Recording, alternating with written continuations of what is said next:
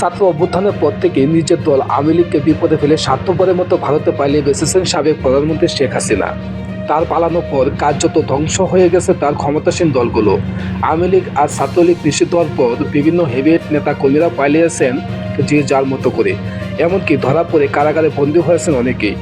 আর তাদের অপরাধের মাসুল গুনতে হচ্ছে নিরপরাধ বাবা মা, ভাই বোন আর স্ত্রীর সন্তানদের।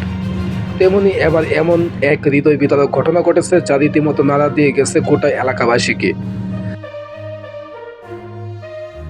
স্বামী জুয়েল হাসান সাদ্দামের সঙ্গে বিয়ের 5 বছর গড়াতেই ছেলে সন্তানের মা হয়েছিলেন কানের সুবর্ণা সন্ন্যালী নামের এক নারী।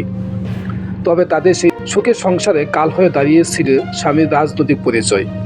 কারণ স্বামী ছিলেন নিষিদ্ধ ছাত্রলীগ নেতা, আর সেই পরিচয়ের কারণে জুলাই আন্দোলনের পর থেকেই কারাগারে আছেন তিনি।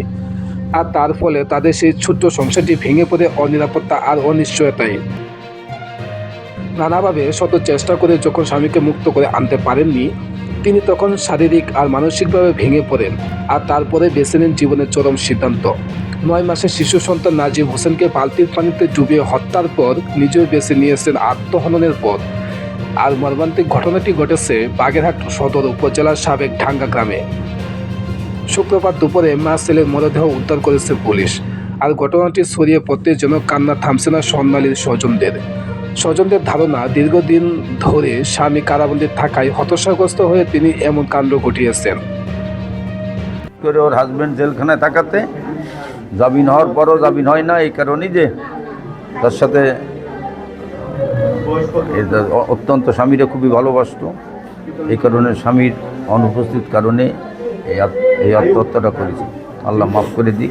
স্বামীকে ভীষণভাবে ভালোবাসতেন তার বোন, তাই তার কারাবাসের বিষয়টি মেনে নিতে পারেননি তিনি। বারবার ছুটে যেতেন যশোরে কারাগারে আর সাধ্যমতো জামিন করানোর চেষ্টা করতেন। তবে জামিন না হওয়ায় মানসিকভাবে দুর্বল হয়ে পড়েন তিনি। আর এরপর সব প্রচেষ্টাকে ব্যর্থ করে দিয়ে এমন আত্মঘাতীর সিদ্ধান্ত নিয়েছেন তিনি।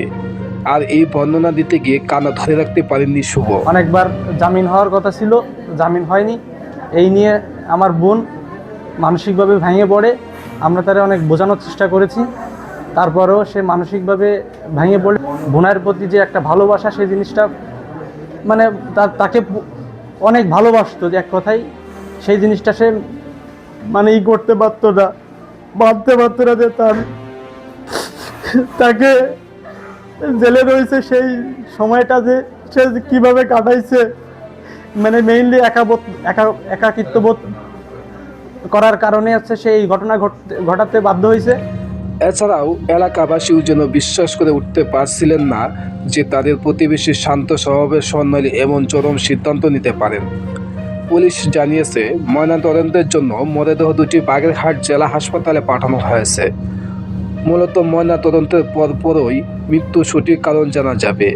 এ ঘটনায় এখন পর্যন্ত কোনো অভিযোগ পাওয়া যায়নি, আর আইনগত ব্যবস্থা প্রক্রিয়াধীন রয়েছে বলে জানিয়েছেন পুলিশ।